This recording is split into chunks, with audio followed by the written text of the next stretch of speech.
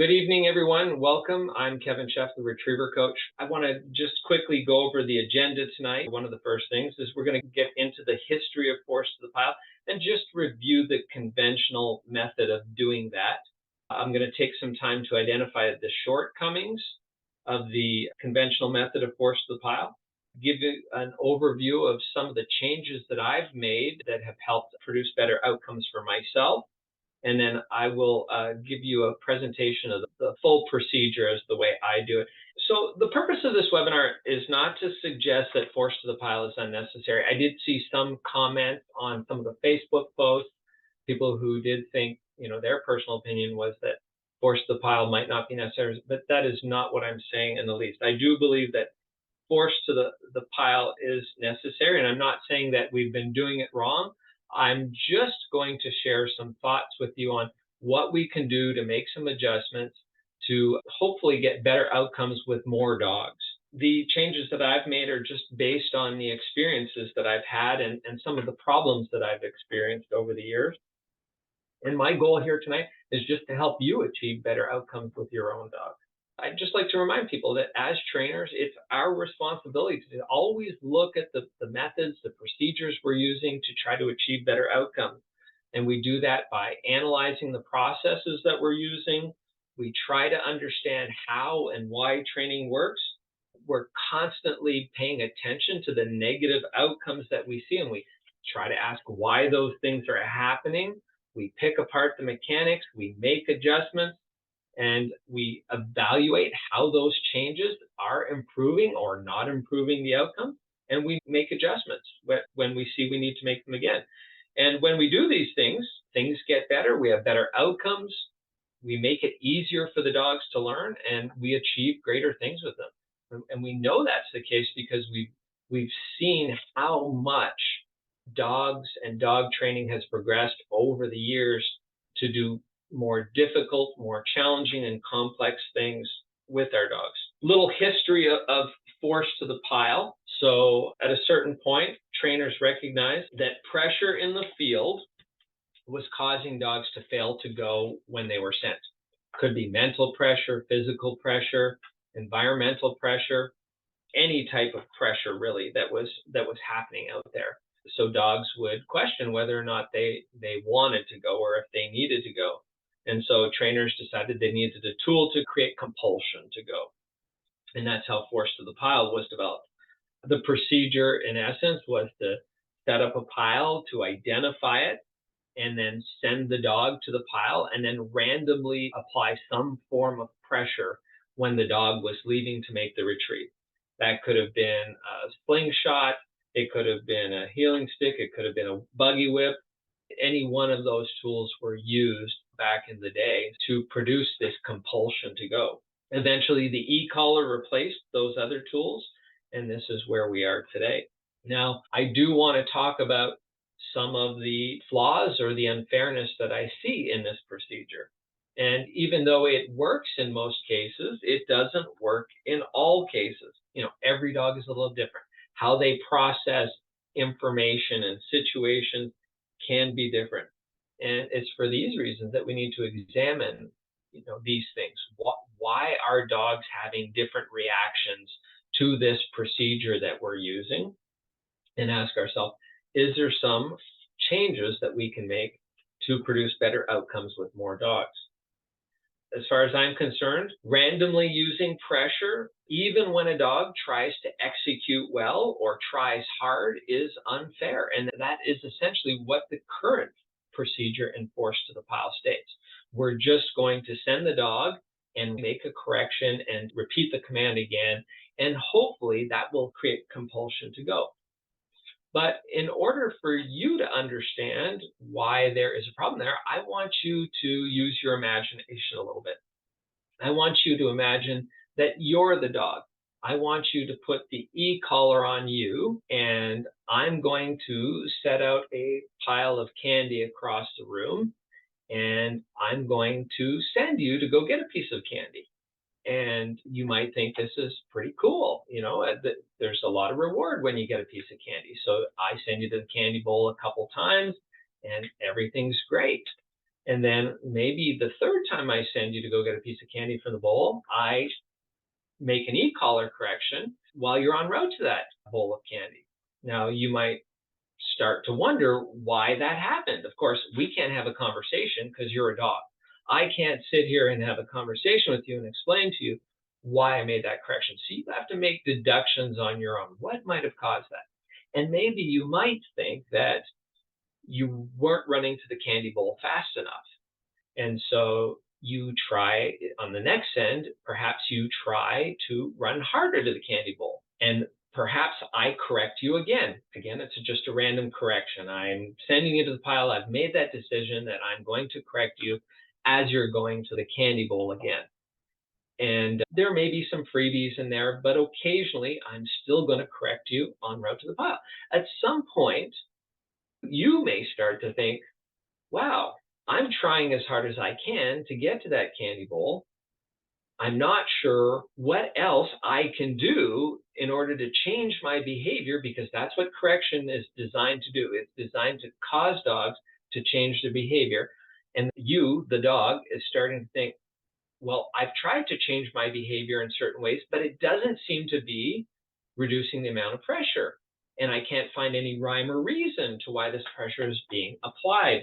And the problem with that is, while some dogs are so juiced up by the fact that they can run to the candy bowl and get a piece of candy that it doesn't matter what they have to go through to get it, it doesn't bother them. There are other dogs out there that are going to start to question, is the value of the candy high enough for me to want to continue to do this?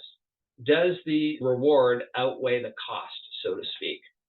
This might not just happen in one lesson. This might happen over several lessons. And there are certain dogs that will see the unfairness in this, as I've experienced over the years. And these are the dogs that become demotivated, and they start to dislike training situations that look like this one. Maybe it's pile work. Maybe it's blind retrieves. These are potentially the negative consequences of doing this type of training. And I'm not trying to say that every dog responds in this way. Many dogs won't. Many dogs will respond to the conventional method of force to the pile perfectly fine, and they will move on from it, and there won't be any negative consequences. But there will be dogs that won't get through it the way we would hope. In a few minutes, I'm going to explain how we can do better. But before I do that, I want to talk about one of the technical flaws that I also find with the procedure, and that is that the correction is poorly timed. First, you must understand how the timing of field corrections affects momentum. Every correction that we make on a dog that is doing field work, whether they're retrieving a blind retrieve or they're retrieving a marked retrieve or they're doing drill work in the yard, when they're on the way to the retrieve, if we make a correction, it's usually to address a substandard behavior in the field, whether it's failing to stop crisply on the whistle, or it's failing to take a cast, or it's because they've made an undisciplined decision of some sort. So we're making the corrections to address that behavior.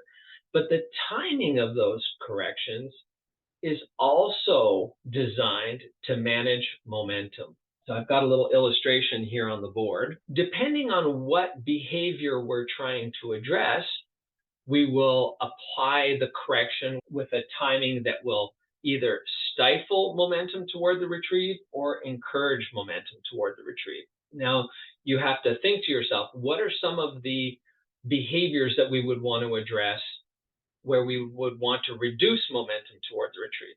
They're pretty simple. There's only a couple, really. One is the dog refuses to stop on a whistle, or the dog auto-casts. And so the way we address that behavior is, if the dog doesn't stop on the whistle, we're going to blow another whistle and make a correction simultaneously.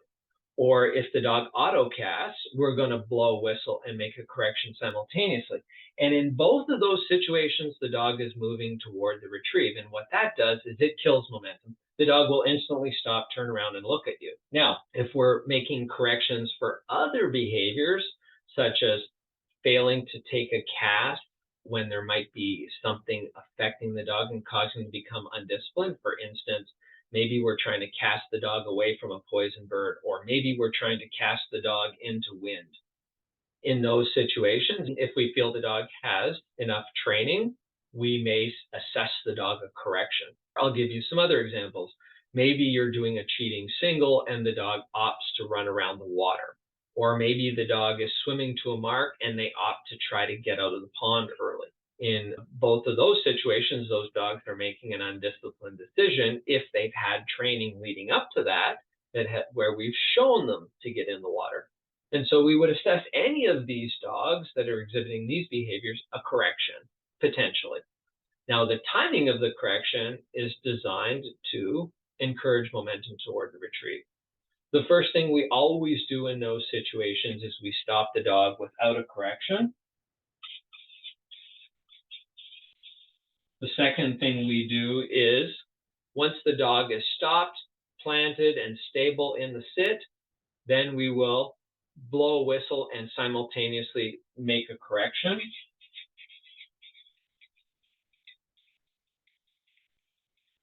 And then the third thing we'll do is handle the dog. Essentially, we're saying, stop doing what you're doing. There's a consequence for doing what you're doing. This is the way out of trouble. This is how you turn off pressure. Now, I want to talk specifically about step 2 because we're talking about managing momentum. Why didn't we press the button the first time we blew the whistle? Why are we adding in the second step here of blowing another whistle and correcting? Well, the reason is simply this. We are trying to manage momentum. If we make corrections on dogs as they're moving toward the retrieve, as I pointed out earlier, it stifles momentum toward the retrieve.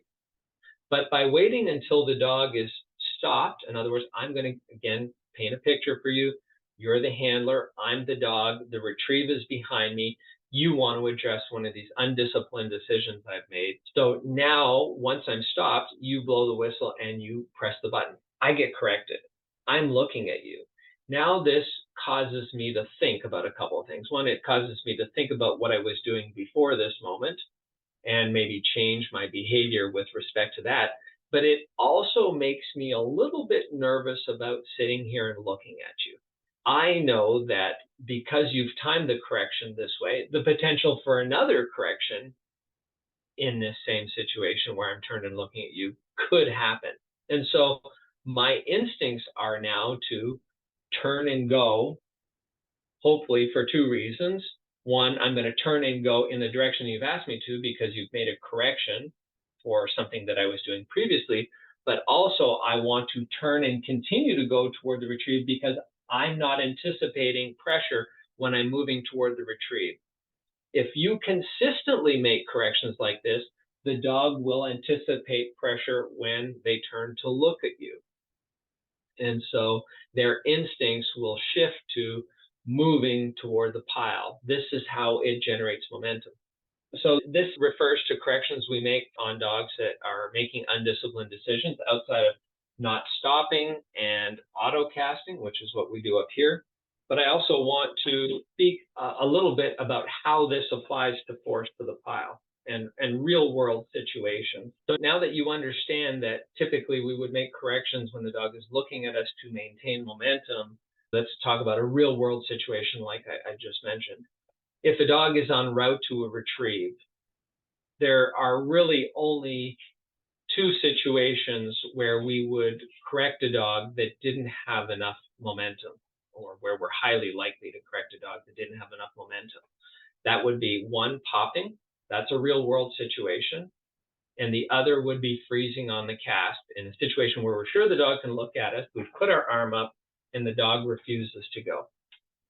These are 2 situations where the dog has on their own decided that they are no longer going to continue moving toward the retrieve. And if we want to encourage momentum toward the retrieve, we want to make sure that we are correcting the dog when they're looking at us or just about the time they're turning to go. Again, think about the previous situation where I talked about the dog that's getting corrected for failing to take a cast or making an undisciplined decision. If I want to discourage the dog from looking at me, in other words, this dog has all of a sudden turned around and popped to ask me a question, or because it's concerned about making a decision, or they're faced with a situation that looks intimidating, we have to create compulsion to go. We do that by discouraging them from turning to look at us. The naughty behavior was turning to look at us. So this is when we would make the correction to discourage that behavior and then immediately show them the way out of trouble by putting our arm up and hollering back. That could all happen at the same time. Button, arm up, holler back.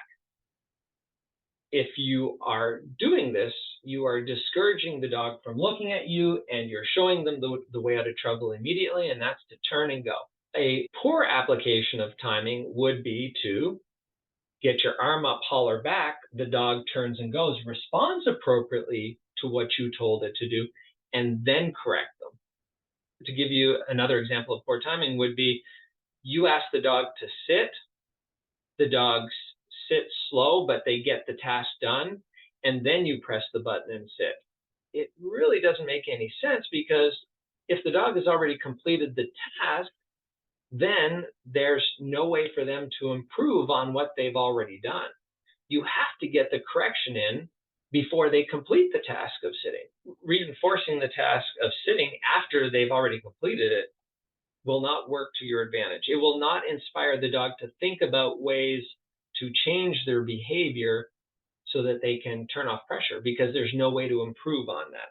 I did mention freezing on the cast a moment ago. If you put your arm up and your dog doesn't go anywhere, again, the proper procedure would be to either reload and then make a force correction, press the button, get your arm up and holler back. Or if your arm is still up there, you can press the button, shift your step laterally, and holler back. Again, the dog is looking at you when you're making these corrections, so it's going to create an instinct for the dog to want to turn and get away from you to turn off the pressure. If they're moving toward the retrieve, they're not getting corrected. So now let's think about back to force to the pile and what the conventional method is for forcing to a pile. We're sending the dog from the side, they're running toward the retrieve, and they're getting corrected as they're running toward the retrieve.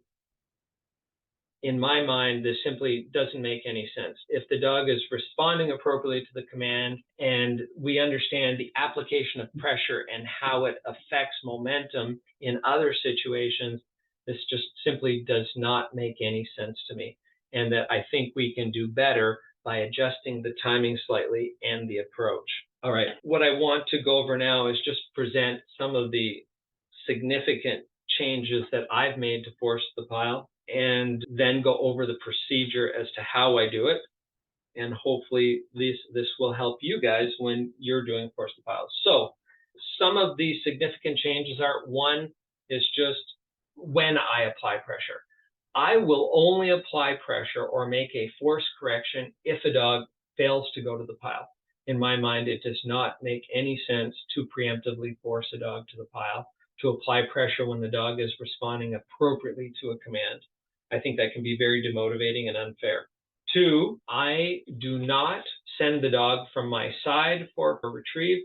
They are always in the remote position. And when I get into the procedure, I'll elaborate some more on that. But the dog is in the remote position, meaning they're sitting away from me and they're facing me to start the retrieve, and their back is to the pile. The reason why I do this is because if the dog fails to turn and go to the pile, now we've created a real world situation, like the dog that pops or the dog that freezes on the cast.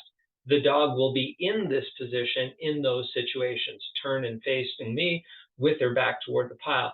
This is why during force the pile, my dogs are in the remote position facing me. The timing of force corrections. Number three, obviously I've already expressed what the timing should be.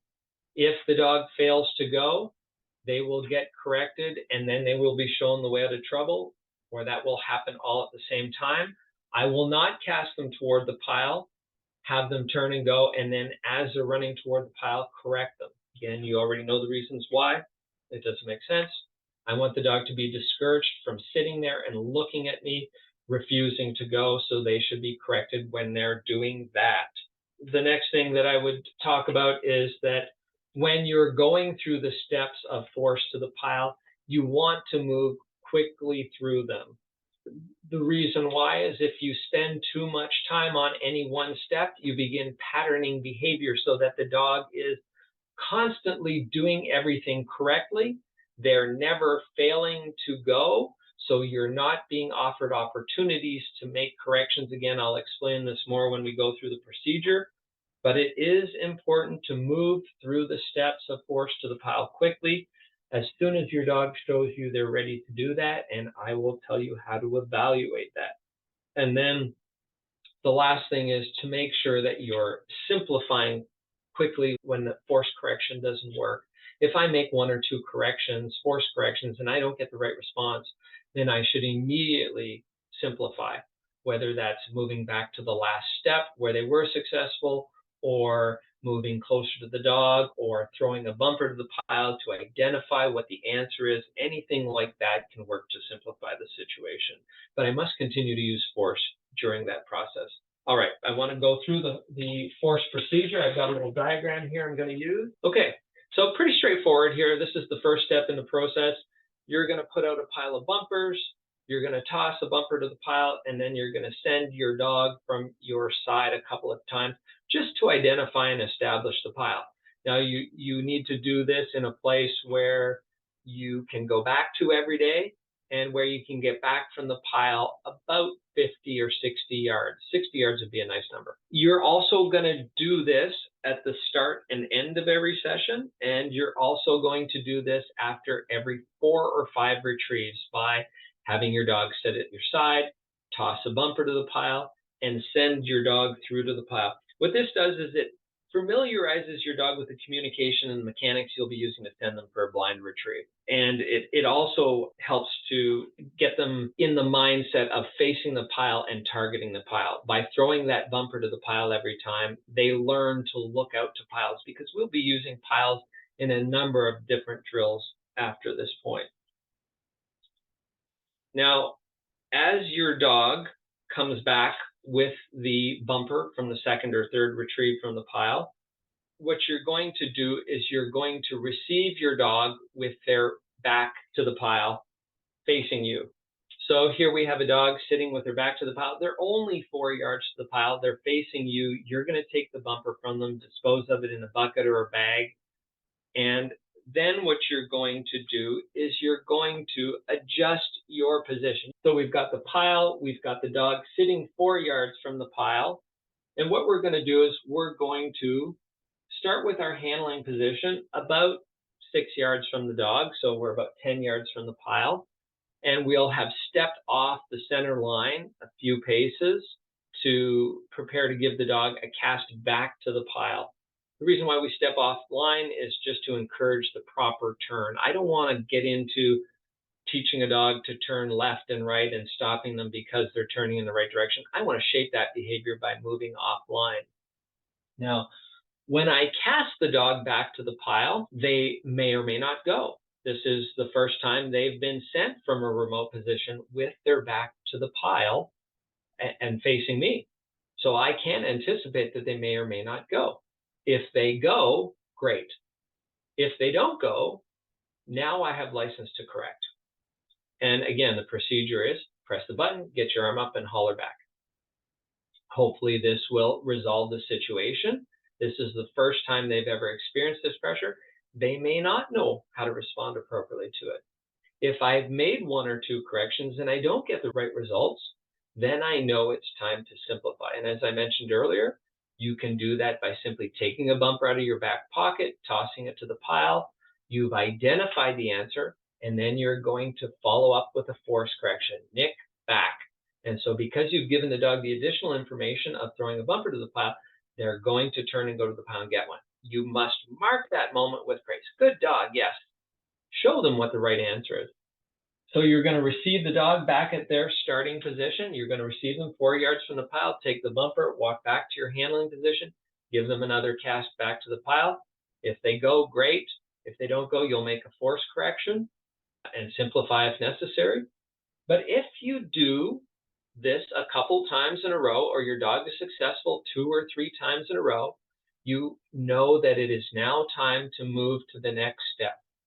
And You're simply going to change your handling position to the opposite side of the line to the retrieve, line to the pile, and cast them back using the other arm. Again, you're just changing things slightly.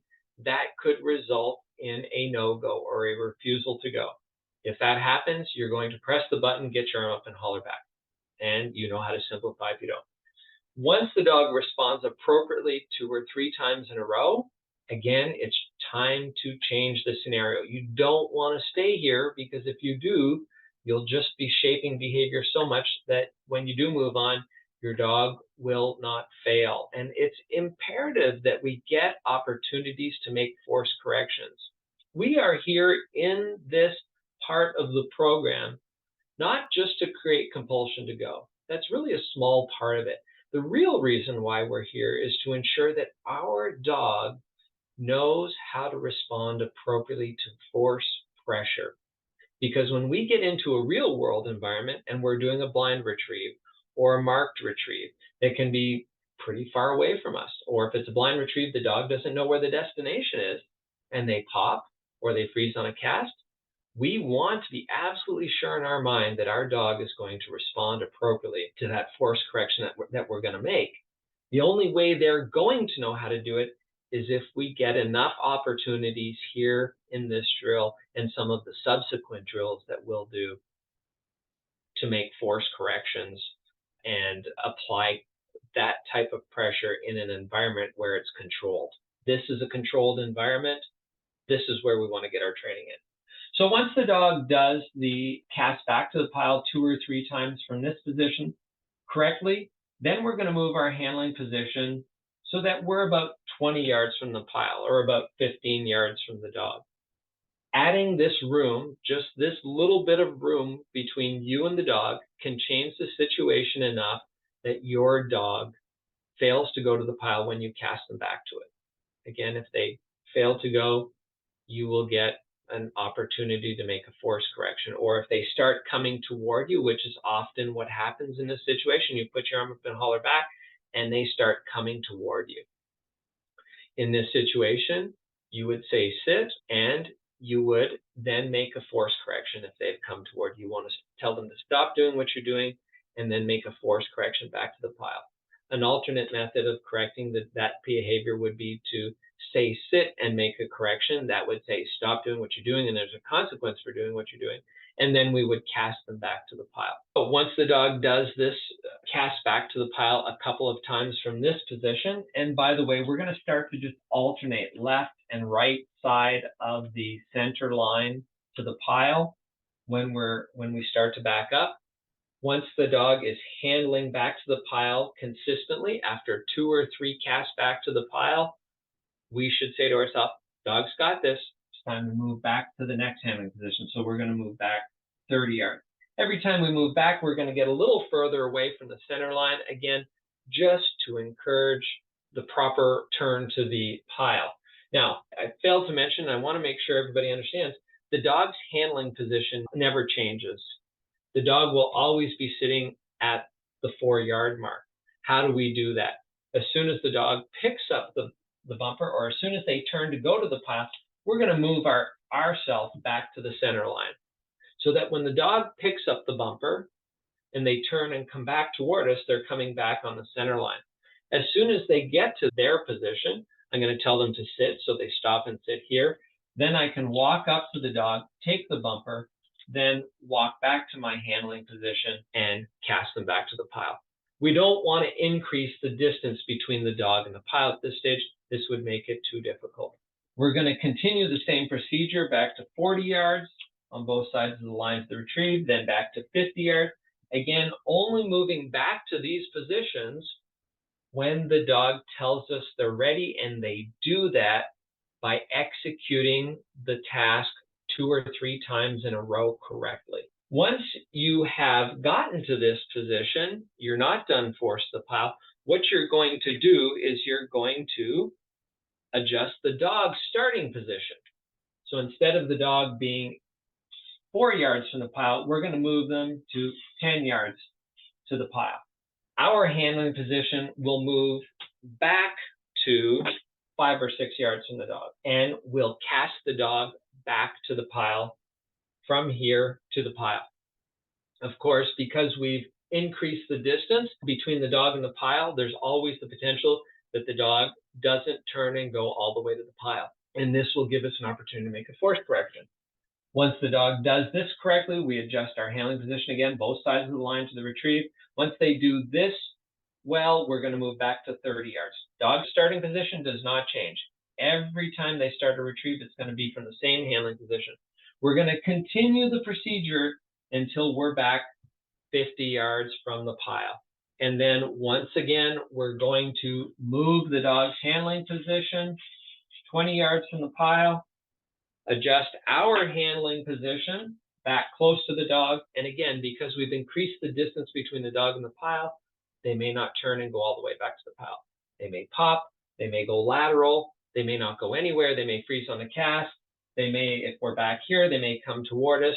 Any one of these things would present an opportunity to force to the pile. And again, we'll keep adjusting our position until we're 50 yards from the pile, and we'll continue to adjust the dog's handling position and repeating the same process till the dog is 40 yards from the pile and our handling position is 50 or 60 yards from the pile.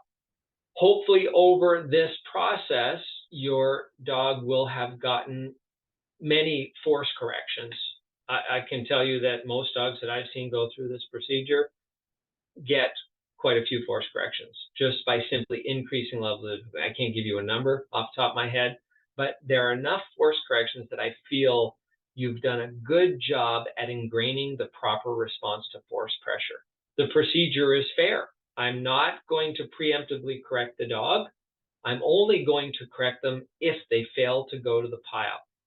I'm also only going to cast the dog to the pile from a remote position. I'm not going to send them from my side and force.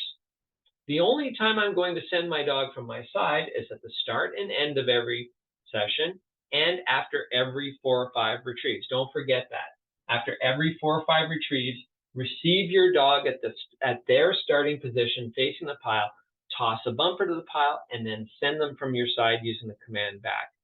Always toss a bumper to the pile. We want to create this behavior where they target the pile. We want to practice the communication of a blind retrieve.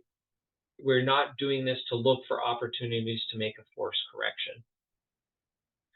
I think this pretty well covers the procedure. I also do this in 2 different locations. When I cover it the second time, it usually goes much quicker. One last note is that, remember, I did say that it's important to simplify. There are times when you kind of feel like you're building a house of cards. You're going through the procedure and your dog just doesn't mess up. And then all of a sudden you get to that point, the level of difficulty has increased so much that your dog finally has a failure. And then you make a force correction and you don't get the right reaction. That happens. And you simplify and you still don't get the right reaction. And sometimes you have to simplify to the point where you are right back at the pile with the dog going fetch. Don't be surprised if that happens. What you have just shaped behavior so much throughout the process that your dog just knows that, hey, I just need to turn and go to the pile. But the problem is because you didn't get opportunities to make a force correction early on in the procedure, when you got to a level of difficulty that was so high that the answers were not right there for your dog to be successful with a force correction, that house of cards comes crumbling down. And then when that does happen, like I said, you might have to simplify dramatically, and then you can slowly move back to the place where you were. You don't have to go through every step, but you can move ahead 3 or 4 steps, try it from there, then move again 3 or 4 steps, try it from there, then move again 3 or 4 steps and try it from there. And usually that's enough to get you back on track very quickly by the end of the lesson or by the next lesson, back to where you were. All right, so what are the outcomes of this procedure? Well, number 1, I know that I'm going to have a proper response to a force correction in real world situations, or that I'm well on my way to it. One situation that I didn't discuss where we can get a no-go is that time when we send our dog from our side and they don't go. Well, it's widely accepted now that the proper response to that failure to go is simply to make a correction, to step forward briskly 4 or 5 steps, and then put your hand in and say back. We are not sending our dog from our side a second time and pressing the button. In other words, if we say back and the dog doesn't go, or we send them on their name and the dog doesn't go, we don't just start yelling back, Nick, back, Nick, back. That's not the proper procedure for forcing for a no-go from our side. The proper procedure is to make a correction, say the command here simultaneously, and then walk briskly forward toward the retrieve. This procedure is designed to create a little pressure at our side to make it uncomfortable to be at our side. The walking forward briskly creates momentum, and we're moving toward the retrieve, so we're showing them what direction to head in. And often this is enough information for the dog to understand, oh, I have to go. There is a consequence for not going. It's uncomfortable sitting here. It's better that I should go and make an attempt to make the retrieve. So again, even if you're going to tell me that, well, what about when a dog no goes? How do we, don't we force them en route to the pile? No, there really isn't any situation that I force a dog when they're en route to a retrieve. So I don't think that the current method for forcing a dog to a retrieve makes much sense to me. I want to make corrections in a way that apply to real world situations. The procedure ensures fairness. I'm not going to preemptively correct a dog. They only get corrected for a lack of effort. And when I see that they don't understand something, I simplify. The correction encourages momentum toward the retrieve, as I pointed out with other corrections that we make and how they're designed to create momentum toward retrieve simply by the timing that we're using and the direction the dog is looking or moving when we make those corrections.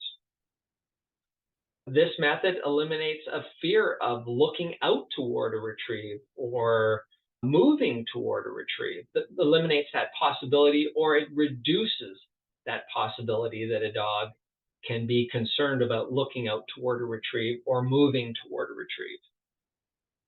At the end of the day, I think dogs are more motivated, especially the ones that are a little more sensitive. I think they're more confident. And the last thing that I would point out is that I think this methodology works to maintain a level of trust between the dog and I. And that's the one thing that I think is really important. If I'm going to get the most out of my dog, they've got to trust me. And if I'm preemptively correcting them and they can't see the way out of trouble, then how can they trust me? What I'm going to show you here is the fetch flow chart. Okay, you can see the red arrow on the page there. It shows you where force to the pile is. You can't just jump into force to the pile at any point in the program. As you can see, there are many steps that prepare a dog for force to the pile. Every step in the program before this point is something that's absolutely required in order to prepare the dog for this step. So please don't think you can just jump out there and decide to do force to the pile if you have not done all of these other steps. By the way, this is the flowchart from my training program, Fetch, which is an online digital learning system where you get many opportunities to learn how to be a better trainer. Just like today, I'm doing webinars once a month, just like this one, to help people understand retriever training. And by the way, enrollment is open now for the next 2 weeks. So if you're interested, get to the website and have a look at that. I do want to open it up now to questions. Can you talk a little bit about how long it will take you to work through this entire procedure for the first time? How many retrieves are you doing per session? How often are you doing sessions? How much time should they budget to get through this process? That's a really good question, and it's information that should be brought up. Not so much how many sessions it's going to take, but I think I'm more concerned with how long the sessions last for. And I don't think many of these sessions should go on much longer than about 7 minutes, to be honest with you. If you're going out there with the thought in mind that, hey, I've got to get to step 9 before I quit today, that is not a very smart way of going out there to do things. I often want to quit when I get between 4 and 7 learning moments. What does that mean exactly? That means if I've made between 4 and 7 corrections in a drill that I'm doing, or I've reached that 7 minute mark, I've got to start thinking about my exit strategy. I don't want to wear the dog down physically, mentally, or emotionally to the point where they're no longer able to think. I want to leave them feeling like they learned a lesson or two and they're looking forward to coming back for more. I'm also interspersing some fun retrieves in there throughout the drill work to make sure that the dog understands that there are things that they have to look forward to in the drill work. I can't tell you exactly how many lessons it would be or how many days to budget off the top of my head. As many times that I've done it, I never think about how long it takes. I'm more concerned with the dog's attitude and to make sure that I'm covering the procedure correctly. Do you mark the pile at all beyond? I know you said that you throw a bumper out there to mark it, but do you put a stake out there or a bucket or anything like that? In my program, I mark all piles in drill work with white stakes from remote pile fetch, force to the pile, three-handed casting, sit to the pile, advanced tee, scattered bumper drill, cast off drill. Those drills all have white stakes at the pile. They go away after that, but they are marked. I don't want there to be any guesswork about where the dog is going. White bumpers on mowed grass is perfect too. Can you clarify the sequence of correction when you cast the dog back to the pile and they don't go anywhere? Good question. So I've put my arm up and said back, and now the dog hasn't gone. My reaction should be to bring my hand back to the prayer position and then prepare for the force correction. The timing is you're sandwiching three things very tight together. You're going to press the button, you're going to get your arm up, and you're going to holler back all at the same time. If the collar correction was just a fraction of a second before getting your arm up and holler back, great. If it's at the same time, fine. You just don't want to be late with that correction. You don't want it to happen after you've put your arm up and hollered back. So again, button, arm up, back, just back. Is there ever a situation where you would go back to using this type of method with a dog that's already been through force to the pile? I certainly wouldn't go back and repeat force to the pile just to do it this way. If you've done force to the pile, I would hope that your dog has an understanding of how to respond to force correction. But I would say that if you're making force corrections in real world situations and you're not getting the right response, and we should talk about some of those responses, a dog that runs in toward you after a force correction, a dog that lays down and quits, a dog that runs in towards you and tries to climb up on you, a dog that bolts back to the bolts, whether it's back to the truck or tries to get out of the picture somewhere, a dog that tries to bite you when you make a correction obviously doesn't understand what the right response is to force pressure. And these are definitely situations where you would want to go back and review force to the pile. There's the odd situation where somebody will, send me a message and say, Kevin, I have a certain problem in training that seems to be ingrained. My dog consistently pops, or my dog, gets into this same situation and they always pop. And I might say to them, maybe the first thing we should do is review force to the pile. Problem is that often when we review force to the pile, we don't get any opportunities to force because the dog is pretty well schooled at going. It's just this one situation. But yes, there are some times when we do need to review force to the pile. But that's about as specific as I can be. When it comes to water force, do you do a similar method to this, or how do you transition to that? So you have to understand that force to the pile doesn't end when you get done force to the pile. I want you to understand, before I get into this question, anytime you set a standard in the program, whether it's for obedience, that happens right at the beginning, whether it's for force set, whether it's for sit to the pile, we must bring all of these standards forward throughout the program. So the reason why I'm saying that is because when we get done force to the pile, the next step is sit to the pile. And when we do sit to the pile, we're almost certainly going to see no going, popping, freezing on the cast.